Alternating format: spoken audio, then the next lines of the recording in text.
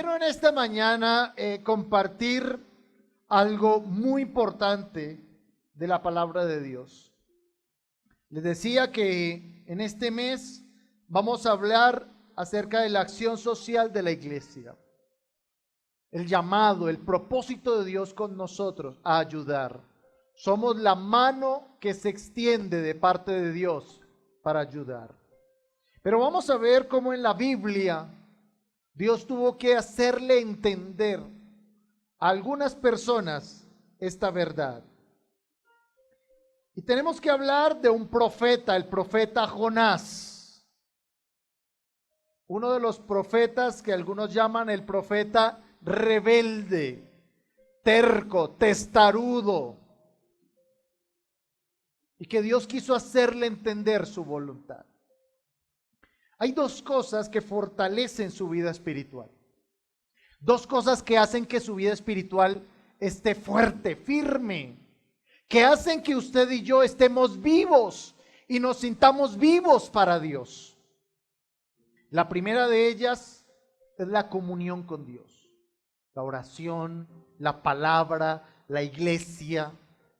Hay gente que se puede secar espiritualmente porque no sacan tiempo para orar, para leer la Biblia, para la iglesia.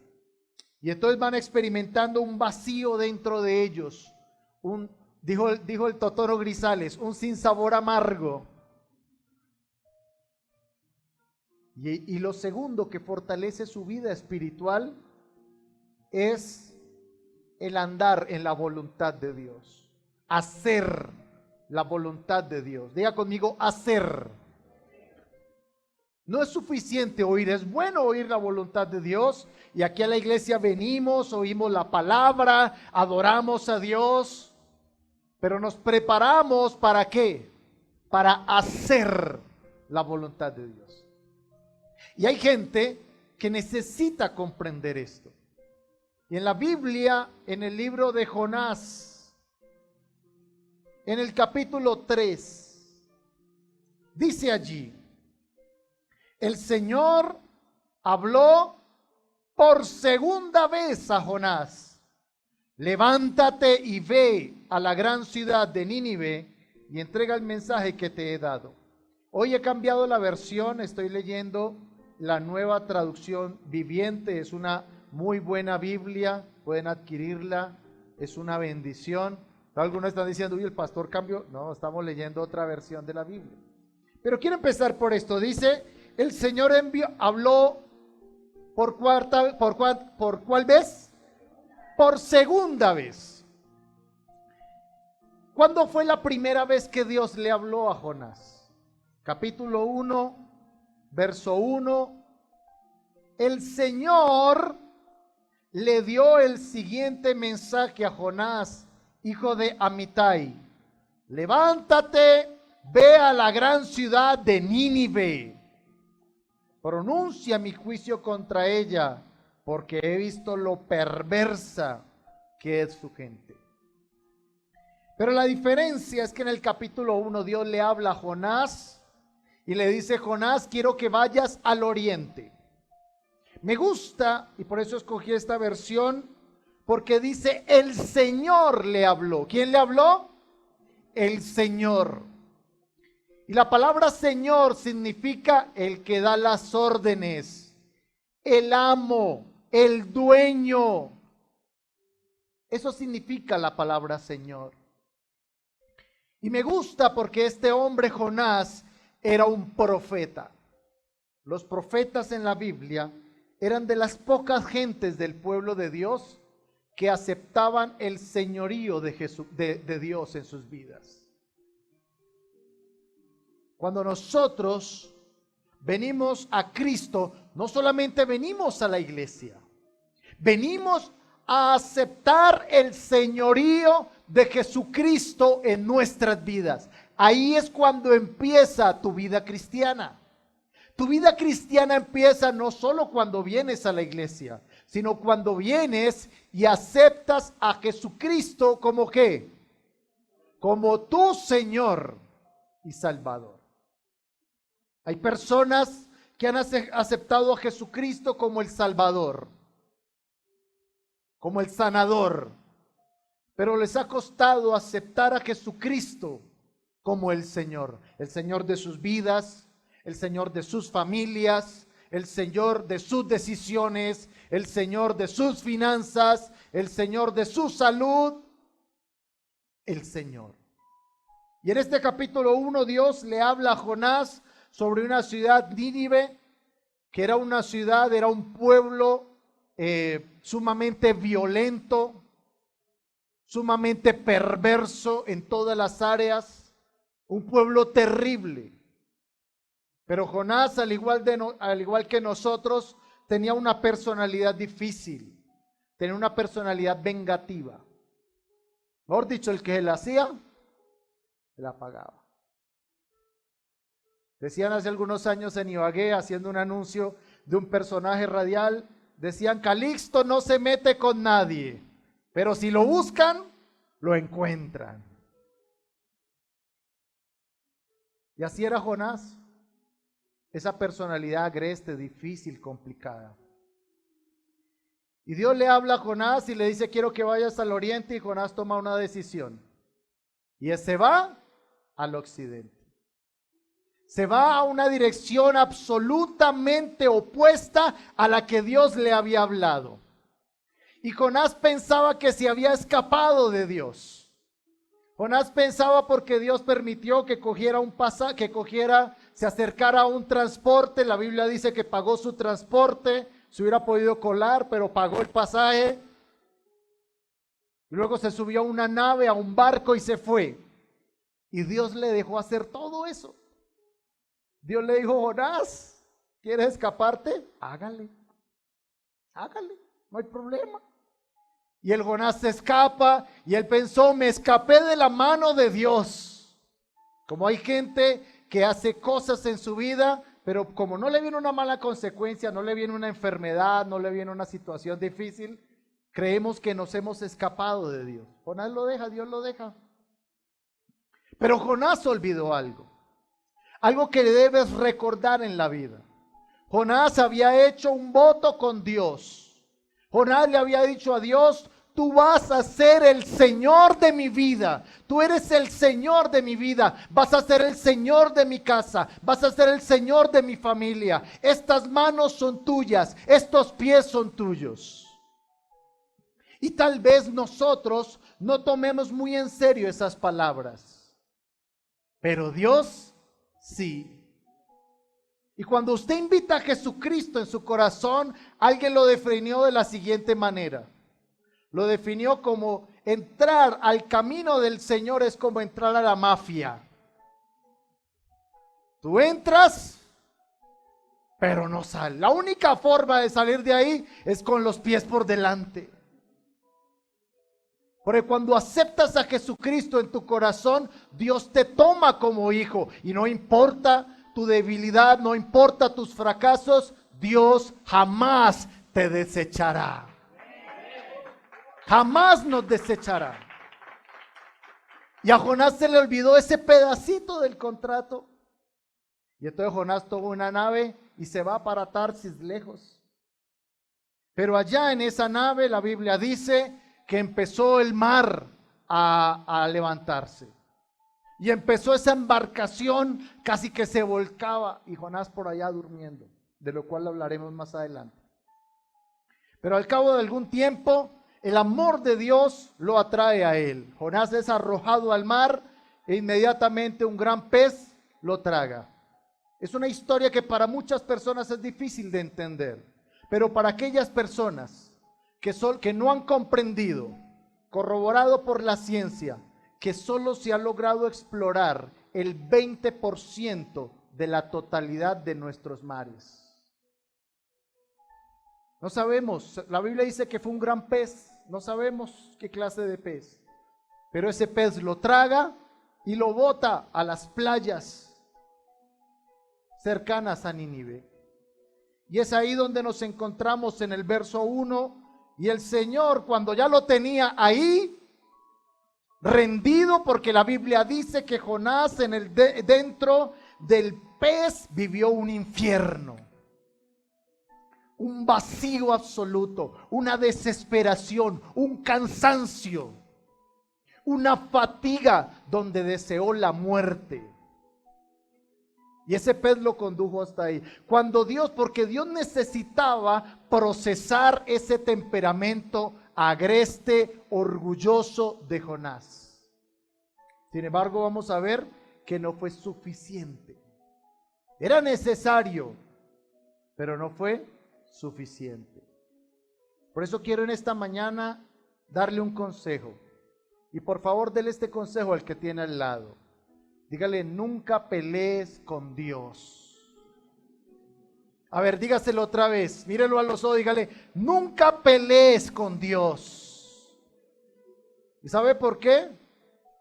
¿Sabe por qué le aconsejo que nunca pelee con Dios? Porque el día que tengas un problema grande, tremendo, ¿qué vas a decir? Dios mío. Por eso nunca pelees con Dios. Y entonces ya cuando el Señor lo tenía ahí, le habló por segunda vez. Verso 3, verso 1, y el Señor habló por segunda vez a Jonás, levántate y ve a la gran ciudad de Nínive y entrega el mensaje que te he dado. Esta vez, ¿qué hizo Jonás? Esta vez sí obedeció el mandato de ¿quién? Del Señor. Y fue a Nínive, una ciudad tan grande que tomaba 3 días recorrerla toda. El día que Jonás entró en la ciudad, proclamó a la multitud, dentro de 40 días Nínive será destruida. Entonces la gente de Nínive creyó el mensaje de Dios, y desde el más importante hasta el menos importante declararon ayuno y se vistieron de tela áspera en señal de remordimiento. Cuando el rey de Nínive oyó lo que Jonás decía, bajó de su trono y se quitó sus vestiduras reales, se vistió de tela áspera y se sentó sobre un montón de cenizas. Entonces el rey y sus nobles enviaron el siguiente decreto por toda la ciudad. Nadie puede comer ni beber nada, ni siquiera los animales de las manadas o de los rebaños.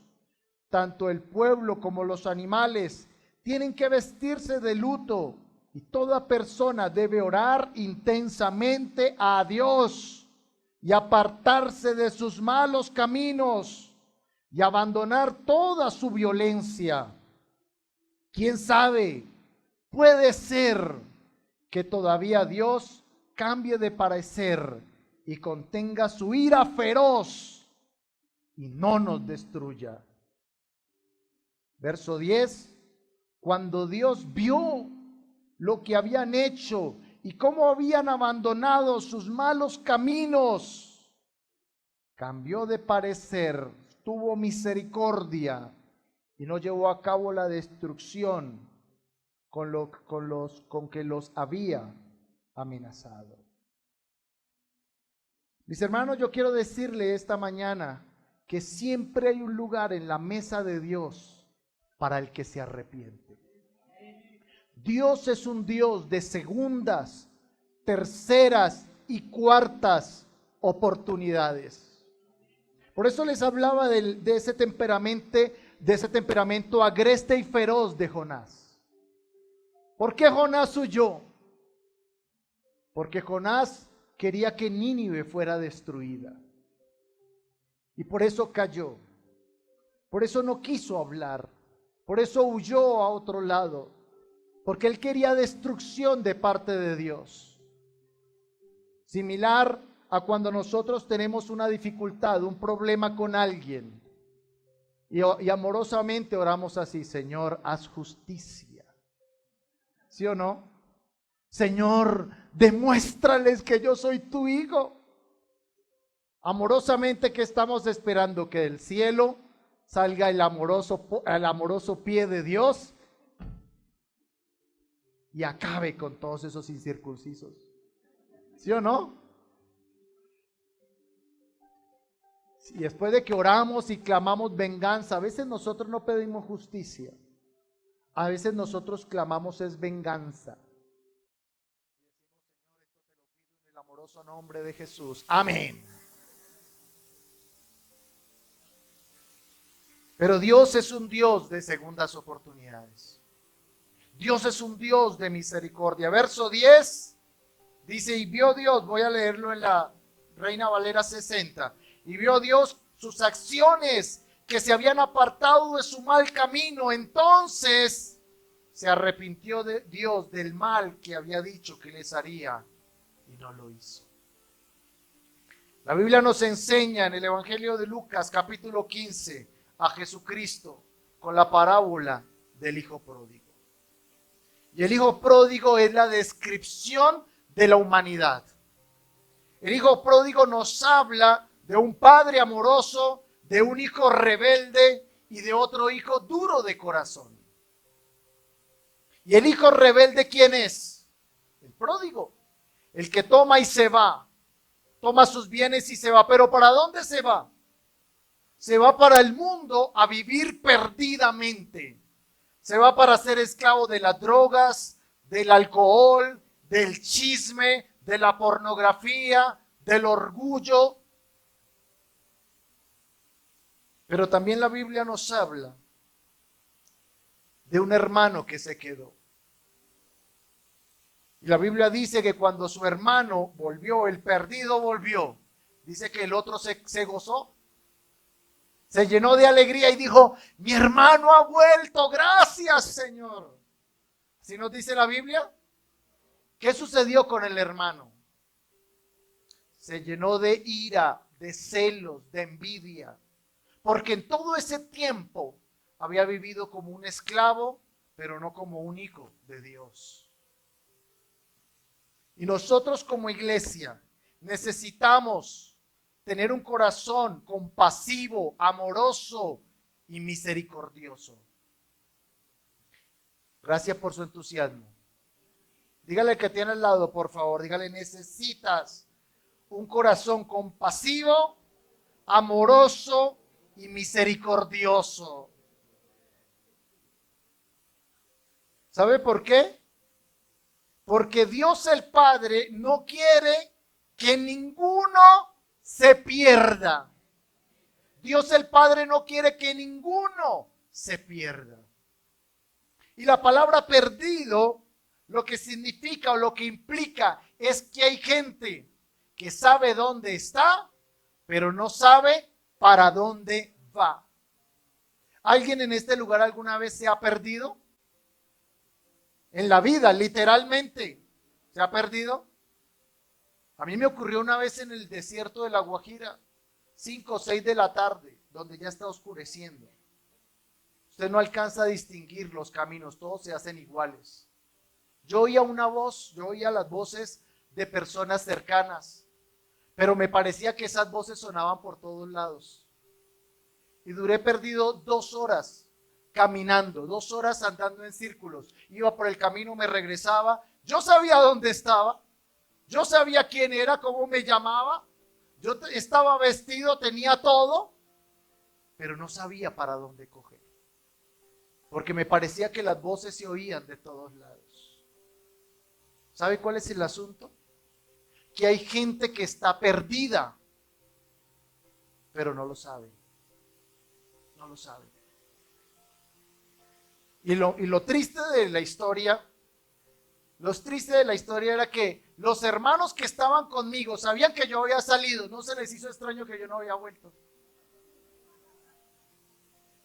De pronto me querían dejar ahí perdido, ¿sí? Y ninguno salió a buscarme. Ninguno dijo que extraño, él salió y no ha regresado. Vamos a buscarlo. Y esa es la actitud similar que nosotros a veces tenemos como hijos de Dios. Sabemos que hay gente que está perdida, pero no hemos salido a buscarlos. Lo más fácil para nosotros a veces que es juzgarles como Jonás. Juzgarlos. Señor, pero ese es un perdido. Señor, pero ¿qué pasa con ellos? Quiero que leamos el capítulo 4. Quiero que leamos por un momento el capítulo 4. Vamos a leer desde el verso 1. Dice allí, me permito leer de nuevo en la Nueva Traducción Viviente. Este cambio de planes alegró mucho a Jonás. ¿Qué dice? Ese cambio de planes. ¿Cuál cambio de planes? ¿Qué quería Jonás? Destrucción, furia, ira repentina, fuego del cielo consumiéndolos. Dice, ese cambio de planes enfureció a Jonás mucho. Y entonces le reclamó al Señor, Señor, ¿no te dije antes de salir de casa que tú harías precisamente esto? Por eso huí a Tarsis. Sabía que tú eres un Dios misericordioso y compasivo, lento para enojarte y lleno de amor inagotable. Estás dispuesto a perdonar y no destruir a la gente. Quítame la vida, Señor. Prefiero estar muerto y no vivo si lo que yo predije no sucederá. Mira ese corazón lleno de amor de Jonás. Compasivo, amoroso, interesado en los demás. Pero ¿sabe que algunos de nosotros tenemos algo de Jonás? Yo quiero hacerle una pregunta hoy. ¿Usted se ha preguntado qué sucedería si Dios enviara hoy ya por su iglesia? ¿Cuántos de sus familiares, amigos, conocidos se quedarían porque no han conocido a Cristo? ¿Cuántos de nosotros nos preocupamos por la vida espiritual de nuestra familia ya cuando han muerto? Ya cuando se han ido. Hagámosle una misa a ver si lo pasamos al otro lado. Es cierto. Pero en vida no nos preocupamos por la vida espiritual de ellos. En vida estuvimos demasiado ocupados en nuestros asuntos para olvidar la gracia transformadora de Dios. Esa gracia de un Dios que siempre da oportunidades. Y quiero señalar algunas oportunidades que Dios da. Dios transformó a un engañador llamado Jacob en el padre de una nación santa. Dios transformó a un homicida de 80 años, un asesino de 80 años, llamado Moisés, en uno de los líderes más grandes del mundo. Dios usó a un homicida adúltero llamado David para escribir canciones que fortalecerían y animarían a su pueblo por 3000 años. Dios transformó a un profeta lleno de odio llamado Jonás en un misionero exitoso en la ciudad más grande de su tiempo. 120,000 personas se convirtieron, se arrepintieron por este hombre. Dios usó a una mujer que se había divorciado 5 veces y que estaba viviendo con un sexto hombre para traer a la ciudad a los pies de Cristo. Dios tomó a un pescador arrogante llamado Pedro, que lo maldijo y negó al Hijo de Dios la noche que él más le necesitaba, y le hizo un gran siervo de avivamiento en el mundo. Dios dio una segunda oportunidad a un hombre llamado Saulo. Pasado había realizado todo lo que pudo: persecución, homicidio, privación de derechos, abuso verbal y físico, para destruir a la iglesia de Cristo y desalentar a los hijos de Dios. Si Dios hizo todas estas cosas con hombres absolutamente imperfectos, ¿acaso no podrá hacer algo con nosotros? ¿Acaso Dios ha cambiado su forma de ser? ¿Será que en el Antiguo Testamento era un Dios lleno de misericordia, amor y perdonador, pero que se le ha olvidado ser así? La Biblia dice que por la sangre de Jesús nosotros podemos ser salvos. La Biblia dice que todos nuestros pecados, pasados, presentes y futuros, fueron perdonados por Dios. Muchos de nosotros, muchas personas, tienen dificultades para acercarse a Dios, porque creen que han fallado mucho, porque creen que han pecado mucho, porque se han apartado de Dios y por eso se han alejado. Dicen, yo no merezco orar, yo no merezco leer la Biblia, yo no merezco que Dios me perdone. Y es verdad, no lo merecemos, pero Dios lo hizo en Cristo Jesús para nosotros. Pero ¿cuántos hay perdidos que no lo saben?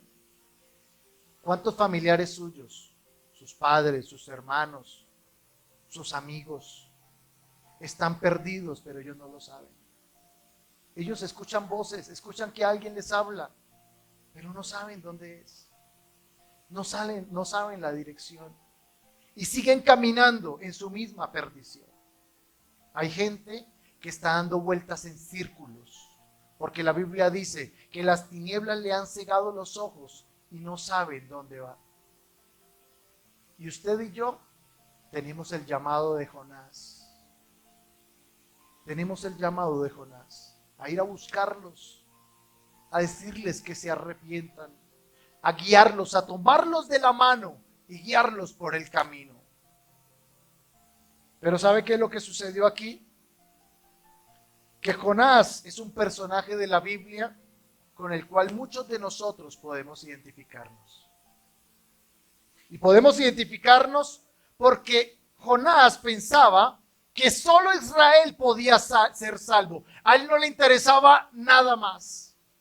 Me recuerda a aquel cristiano campesino que oraba de esta manera: Dios, bendíceme a mí, a mi familia y a nadie más. Y hay gente que se parece mucho a ese Jonás. Desde que yo y mi familia estemos bien, pasa nada. Nos parecemos mucho a ese Jonás porque fue rápido para desobedecer a Dios, con una rapidez inmediata, extraña y asombrosa. Dios le dijo, quiero que vayas al oriente, y él ¿hacia dónde tomó? Hacia el occidente. ¿Cuántos de nosotros, cuántas veces Dios nos ha hablado, nos ha mostrado el camino? ¿Cuántas veces Dios te ha hablado y te ha dicho lo que debes hacer? Las decisiones que debes tomar, las cosas que debemos permitir que Dios cambie. Y para nosotros a veces es más difícil huir que aceptar la dirección de Dios. Dele un cadocito al que tiene al lado, por favor, dígale, no sea así. Dígale un cadocito, dígale que no te pase. Esa historia de Jonás, esa desobediencia de Jonás, me recuerda a los que tenemos hijos pequeños, cuando jugamos a las escondidas con ellos. Ellos creen que están encaletados, ellos se sienten Pablo Escobar por allá encaletados. Y a uno le da risa porque uno siempre sabe dónde están. ¿Sí o no? Dígale que tiene a su lado, dígale, no puedes huir de Dios. A ver, sacúdalo, dígale, jamás huirás de Dios. El salmista lo dijo de esta manera: ¿a dónde me iré de tu espíritu? ¿A dónde huiré de tu presencia? Si subo a los cielos, ahí estás. Y si me voy para lo profundo de la tierra, de allá me agarras. Por eso es más fácil rendirse a Dios que luchar contra Él. ¿Sabe por qué me recuerda ese Jonás a nosotros?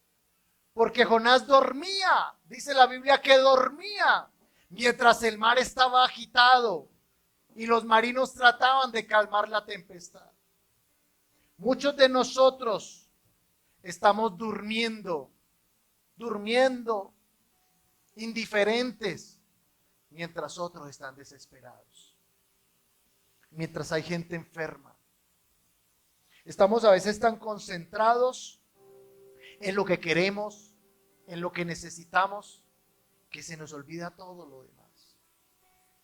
Por eso le decía al comienzo, cuide su comunión con Dios, porque en la comunión con Dios hay llenura. Hola, Dios te bendiga. Queremos invitarte para que te suscribas a nuestro canal y veas más contenido de nuestra iglesia.